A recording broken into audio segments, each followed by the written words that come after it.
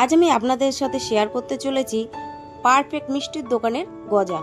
একদমই পারফেক্ট, রসালো এবং খাস্তা। তো চলুন দেখে নেওয়া যাক কি কি লাগবে। সবার প্রথমে এখানে একটা থালা নিয়ে নেব, তার মধ্যে নেব 500 গ্রাম ময়দা। ময়দাটা অবশ্যই চেলে নিতে হবে। তারপরে দেব পরিমাণ মতন লবণ, আর দেব হাফ চামচের একটু কম খাবার সোডা। এখানে খাবার সোডাটাই ইউজ করতে হবে। এবারে সবগুলো উপকরণ ভালো করে একটু মিশিয়ে নিতে হবে। এখানে আমি 75 ml ঘি নিয়েছি। অবশ্যই ঘিটা একটু গরম করে নিতে হবে, তবে বেশি গরম না, গলিয়ে নিলেই হবে। এবারে আমি ময়দার সাথে ঘি ভালো করে একটু মেখে নেব।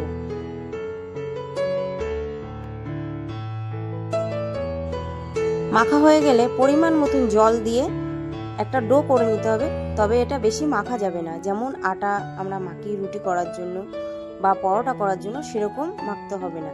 এটা একটু ফাটল ফাটল থাকবে, তাতে কোনো সমস্যা নাই। এটা এরকমই তৈরি করতে হবে, তবেই জিনিসটা সুন্দরভাবে হবে। মাখা হয়ে গেছে। এবার এটাকে আমি 20 মিনিটের জন্য রেস্টে রেখে দেবো, বেশি সময় রাখতে হবে না। এবারে কড়াই বসিয়ে তাতে আমি 2 কাপ চিনি দেব। এখানে মেজারমেন্টে একটুখানি মেপে দিতে হবে। 2 কাপ চিনির সাথে অবশ্যই 1 কাপ জল দিতে হবে। এবারে 4-5টা এলাচ আমি ফাটিয়ে দিয়ে দেব, আর একটুখানি স্যাফরনটা দিলে কি হবে, শিরাটার কালারটা সুন্দর আসবে।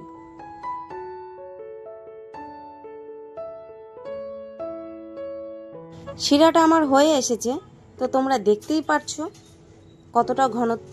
2 কাপ চিনির সাথে এবং 1 কাপ জল। তো এটা কোনো তার হবে না, 1 তার 2 তার কিছুই হবে না, শুধু একটু শিরাই হবে। তো 3-4টে বলক তোলার পরে এটা বন্ধ করে রেখে দিতে হবে। এদিকে আমার আটাটা হয়ে গেছে। 20 মিনিটের মতন আমি রেস্টে রেখেছি। তো তোমরা দেখতেই পাচ্ছ ঠিক কিরকম। তো এখন এটাকে আমি বেলে নেব। এটাকে আর মাখতে হবে না, এটা আমি ডাইরেক্ট এখন বেলবো।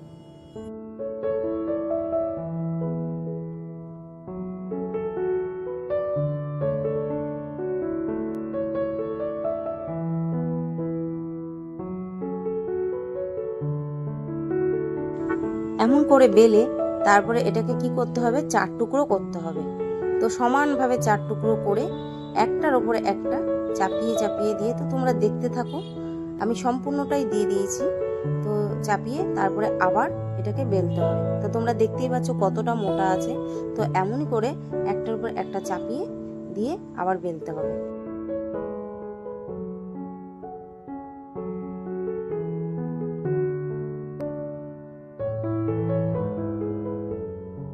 সেম প্রসেসে তোমরা দেখতে থাকো আমি এটাকে কতবার লেয়ার দিই। আমি যতবার লেয়ার দিয়েছি তার থেকেও বেশি লেয়ার দেওয়া যায়, কোনো অসুবিধা নেই। যত লেয়ার দেবে ততই খাজাটা আরো ভালো হবে।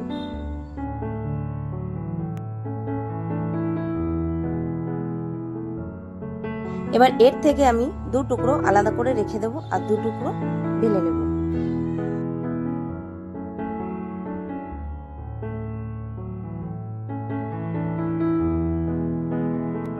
খাজা বানানো খুবই সহজ, তবে এই বেলাটায় একটু খাটনির আছে।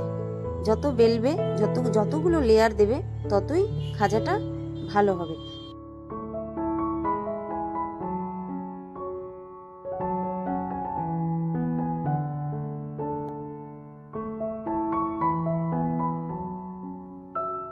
এবারে আমি লেয়ারগুলোতে একটু জল লাগিয়ে দেব।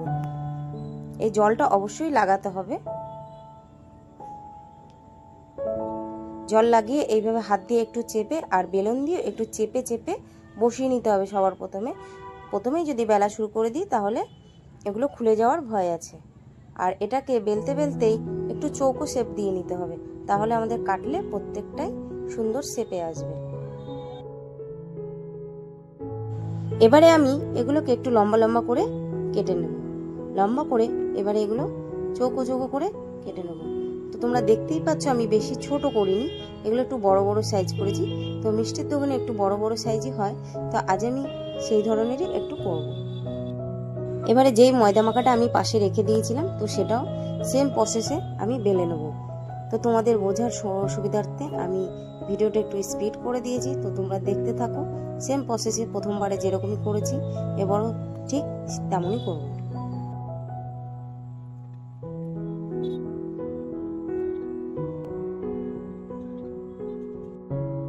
তোমাদের কাছে একটাই অনুরোধ, আমার ভিডিওগুলো যদি তোমাদের ভালো লেগে থাকে সাবস্ক্রাইব করে অল নোটিফিকেশনটা দাবিয়ে সবসময় পাশে থাকবে। যখনই আমি ভিডিও ছাড়বো তখনই ভিডিও তোমাদের কাছে পৌঁছে যাবে। আর অবশ্যই লাইক করে আর কমেন্টের মাধ্যমে নিজেদের মতামত অবশ্যই জানাবে। আর আমার এই ভিডিও দেখে যদি বাড়িতে বানিয়ে থাকো তাহলে অবশ্যই জানাবে কেমন হয়েছে। তোমাদের একটা কমেন্টে আমি অনেকটাই উৎসাহ পাবো আরো নতুন নতুন ভিডিও বানাতে। ধন্যবাদ। এদিকে আমি কড়াইতে তেল বসিয়ে দিয়েছি আর এই গজাগুলো আমি এখন দিয়ে দেবো। তেলটা একদমই হালকা গরম করতে হবে, বেশি গরম করতে হবে না। বেশি গরম করলে কি হবে, ওপর থেকে গজাগুলো হয়ে যাবে আর ভেতরে কাঁচা থেকে যাবে। এই সময় গ্যাসের ফ্লেমটা একদমই লোতে আছে। যখন গজাগুলো এরকম ভেসে উঠবে তেলের মধ্যে একটু ফুলে, তখন এই গজাগুলোকে একটু নেড়ে চেড়ে দেব হালকা হাতে। বেশি নাড়লে চলবে না, কারণ এই সময় গজাগুলো খুবই নরম। তো তোমরা দেখতে পাচ্ছ বন্ধুরা কিরকম কালার এসছে। আর এখন যে কালারটা দেখতে পাচ্ছ, এই সময় আমার গ্যাসের ফ্লেমটা আছে মিডিয়ামে দিয়ে ভেজে নিয়েছি। তো সবগুলো আমার ভাজা হয়ে গেছে, তুলে নিয়েছি। আর বাদ বাকি যেগুলো ছিল তো সেগুলো দিয়ে দিয়েছি। আর এদিকে দেখতে পাচ্ছ চাটনিটা আমার একটুখানি ঠান্ডা হয়ে গেছিলো, চাটনি বলো বা চিনির শিরা। তো একটুখানি গরম করে নিলাম। এবারে এই ভাজা গজাগুলো আমি সব দিয়ে দেবো, দিয়ে একটু ভালো করে নেড়ে চেড়ে নেব।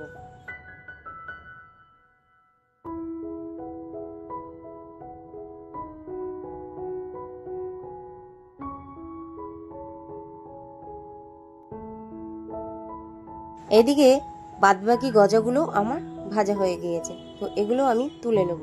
তুলে একদম ডাইরেক্ট ওই চিনির শিরার মধ্যে দিয়ে দেবো। তো এদিকে দেখো বন্ধুরা আমি দিয়ে দিয়েছি। দিয়ে এবারে এটাকে ভালো করে একটু নেড়ে এটাকে আমি 2 ঘন্টার জন্য রেখে দেব। তো তোমরা দেখতেই পাচ্ছ বন্ধুরা 2 ঘন্টা পর আমি চলে এসেছি। কেমন হয়েছে আমার গজাগুলো আমি বলবো তোমরা অবশ্যই বাড়িতে একবার হলেও ট্রাই করবে। এটা একবারই একদমই পারফেক্ট হবে। শুধু এই ছোট ছোট টিপসগুলো একটু ফলো করবে, তাহলেই দেখবে একদম দোকানের মতন খাস্তা এবং রসালো এই গজা তৈরি হয়ে যাবে। তো তোমাদেরকে একটা ভেঙে দেখাই। এই যে দেখতেই পাচ্ছ তোমরা ভেতরে কতটা রস, মানে একদমই চপচপে হয়ে গেছে। তো এই দেখো তোমাদেরকে ভেঙে দেখাচ্ছে, দেখো কতটা রস বেরোচ্ছে। তো এটা ওপর থেকে যেরকম খাস্তা, ভেতর থেকে সেরকমই নরম। তো এটা খেতে দারুণ হয়েছে, একদম পারফেক্ট দোকানের মতন। তো আমার এই ভিডিওটা যদি তোমাদের ভালো লেগে থাকে অবশ্যই লাইক করে, কমেন্ট করে আর শেয়ার করে পাশে থাকবে। ধন্যবাদ।